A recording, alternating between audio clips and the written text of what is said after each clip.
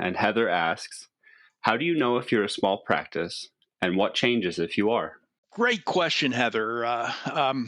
Medicare defines a small practice as a practice with 15 or fewer billing professionals. It can be a moving target with providers coming and going through the year um, for billing dynamics. Uh, and we can make our best guess of what size you are. Some it's quite clear, so sometimes it's not. But ultimately, the Medicare is the final arbiter of what size you are. And you can get a clue as to what their current determination is by looking at qpp.cms.gov, the QPP Quality Payment Program website. There's a place to put in your NPI, your National Provider Identifier, or at least one from the practice. And once you get into that, there's a way to expand to look at your whole group. And a group is defined, as you may recall, uh, by tax ID number. So it's the 15 or fewer providers sharing that same tax ID number to do their billing and collect the fees. And Medicare keeps track of your size both through the data that's in PICOS um, and on the billing dynamics for the year in question.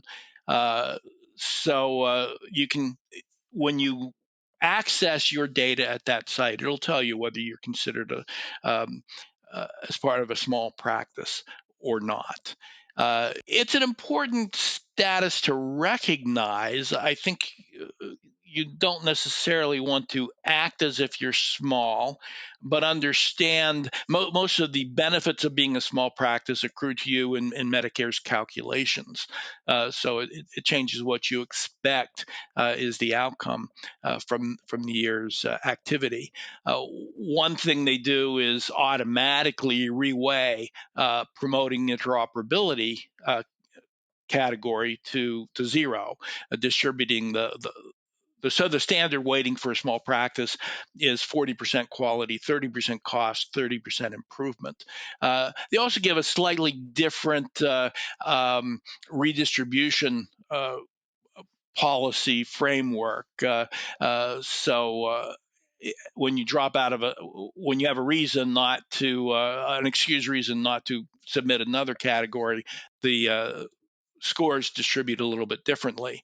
Um, Small practices are still permitted to use the claims submission technique, closed to all larger practices. But beware, claims is still one of the least reliable ways to submit quality data to Medicare. There's lots of potential failure points, and it's not necessarily a benefit to be able to use that. But for if it's working well for you, if there's measures that work for you there, it's a you can do a very good job with claims. And an interesting thing about claims is that if you do find that there's or suspect a failure, by engaging us toward the end of the year or early in the submission season, we can repackage your claim submission as a registry submission, assuming that the measures are usable both in claims and registry, which usually is the case.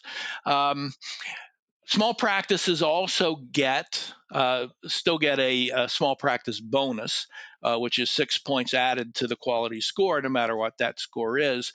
And for the time being, small practices continue to enjoy a 3-point floor on class 2 and 3 measures, which means that if you submit a measure with fewer than the case minimum or fewer measures, the case minimum is 20 patients reported on.